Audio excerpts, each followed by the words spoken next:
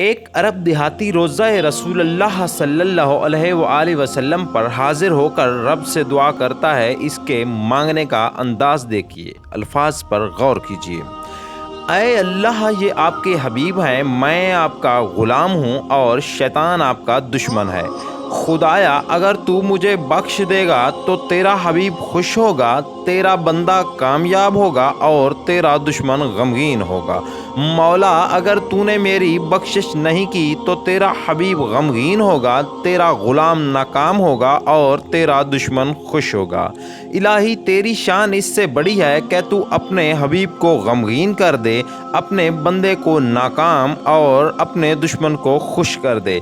मेरे परवरदिगार, हम अरब हैं, हमारे यहाँ जब कोई सरदार फौत हो जाए तो इसकी कब्र पर ग़ुलामों को आज़ाद किया जाता है, और ये तमाम जहानों के सरदार मुहम्मद अल रसूलुल्लाह सल्लल्लाहु अलैहि वसल्लम की कब्र है।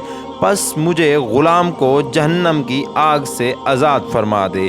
आमीन सुम्मा आमीन या रब्बुल आलमीन।